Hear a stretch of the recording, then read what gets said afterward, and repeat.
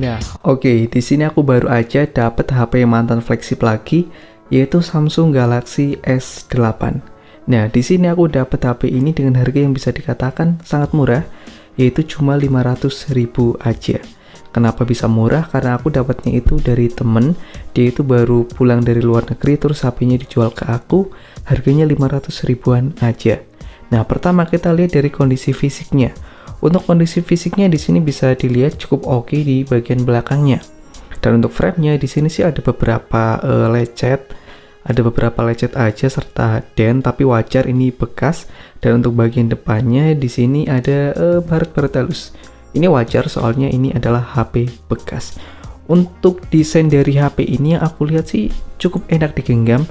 Ini tuh ukurannya nggak terlalu gede dan nggak terlalu besar, jadi pas aja di tangan. Menurut aku ini salah satu HP dengan ukuran yang ideal. Nih, ukuran layarnya itu 5,8 inci. Dan untuk desainnya ini bagus banget, sumpah. Ini kelihatan sangat premium dan mewah, apalagi warnanya ini juga bagus banget. Dan untuk penempatan kameranya ini unik sih. Fingerprintnya di sini, kameranya di sini, sensornya di sini, ini cukup unik tuh. Jadi agak aneh. Untuk materialnya di sini itu terbuat dari kaca bagian belakangnya, sedangkan untuk frame-nya di sini terbuat dari metal. Jadi ini sangat oke. Tombolnya di sini ada power, di sini ada Bixby, di sini volume up, volume down. Bawahnya di sini cuma ada USB Type C, ada handphone jack, nih bagus banget. Ada speaker, ini speakernya mono cuma ada satu, dan di bagian atas di sini ada tempat SIM card. Ini warnanya suka dan desainnya oke. Nah, untuk layarnya, ini layarnya itu udah 8K alias udah melengkung tuh, bisa dilihat. Pada zamannya HP layar lengkung itu mahal banget seperti di HP ini. Dulunya ini harganya belasan juta, tapi sekarang udah murah. Tapi ini 8K-nya nggak securam di S7, S6 ataupun di Huawei, dia itu 8K-nya bener-bener melengkung, tapi di sini nggak terlalu melengkung. Nah, layarnya dia terbuat dari panel Super AMOLED. Untuk resolusinya ini udah cukup tinggi, yaitu 2K. Dan untuk layar AMOLED, impresi pertama aku di sini bagus banget, sumpah. Ini layarnya itu beneran bagus. View angle-nya itu oke, dilihat dari berbagai sisi itu oke dan sangat mantap. Tuh, layarnya itu bagus dan responsivitasnya di sini. Responsivitasnya itu oke, keren. Dia responsivitasnya itu bagus banget, nggak ada delay ataupun nggak ada yang lainnya. Dan untuk resolusi dari layarnya di sini juga bisa diturunkan melalui pengaturan. Nah, resolusinya itu bisa diturunkan tuh. Di sini aku menggunakan resolusi Full HD. Ini adalah fitur yang cukup bagus. Jika kita ingin hemat daya, ya kita ubah ke SD.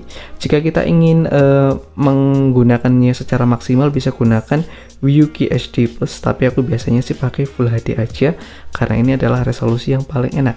BTW, karena dia pakai panel Super AMOLED, tentu saja di sini hitamnya itu beneran pekat nih.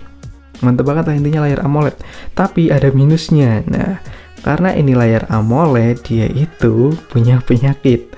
Dan BTW ini adalah minus dari HP ini, yaitu ada shadow tipis serta ada tompel di satu titik. Tapi di sini bisa dikatakan menurut aku sih cukup wajar. Ya, soalnya ini HP 500.000, kita bisa mengharapkan apa dari HP dengan harga 500.000. Nah, untuk performanya yang aku rasakan, ini udah aku install aplikasi yang biasanya aku pakai seperti Tokopedia, kemudian YouTube, browser dan lainnya. Ini sih cukup lancar, cukup enak juga untuk harian. Tapi untuk ngegame ya HP ini kurang, soalnya dia menggunakan prosesor, bisa dilihat yaitu Exynos. Dan Exynos itu buat ngegame agak kurang. Nah, ini versi luar negeri, dia itu pakai Exynos. Kalau pakai Snapdragon itu bakal lebih mantap, soalnya kan S8 itu ada yang Snapdragon, ada yang Exynos, dan aku lebih suka yang Snapdragon. Kalau yang Snapdragon dia itu pakai 835. Untuk harian 835 di 2023 itu masih cukup enak dan cukup ngacir. Tapi di Exynos ini agak kurang, performanya itu kayak turun 30%, kayak kurang lancar. Untuk harian itu oke, tapi untuk ngegame dia itu kurang bagus. Nah, untuk RAM-nya di sini 4 GB, ini RAM-nya standar banget, dan untuk internalnya di sini aku pegang ya 64 GB.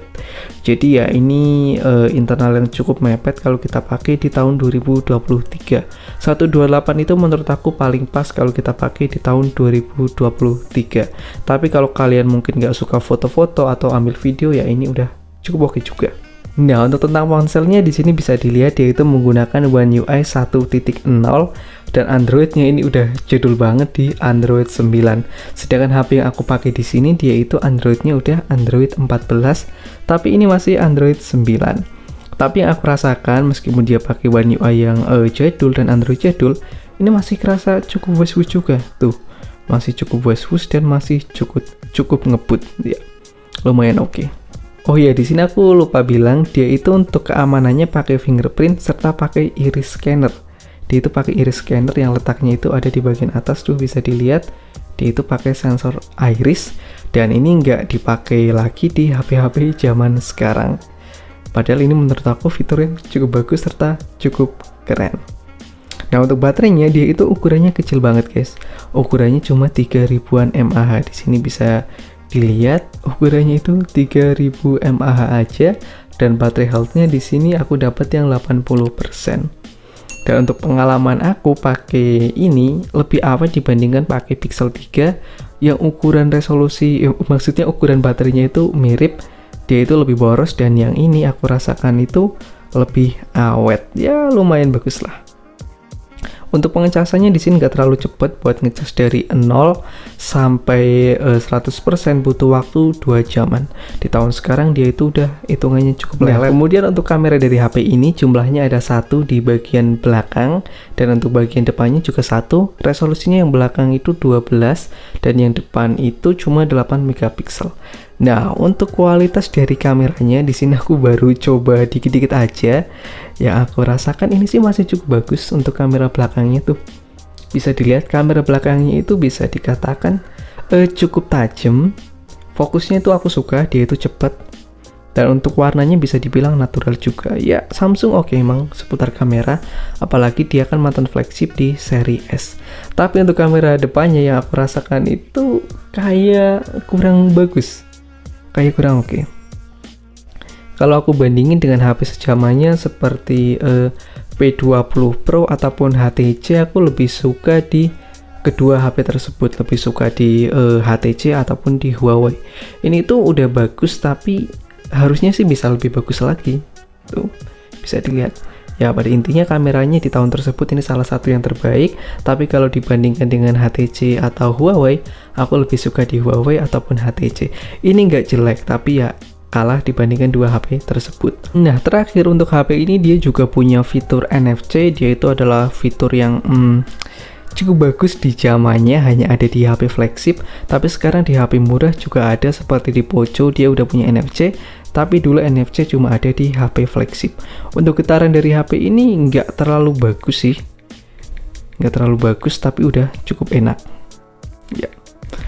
Yang penting getaran dari HP menurut aku nggak kasar, dan ini nggak terlalu kasar, udah cukup enak, tapi belum bagus-bagus banget.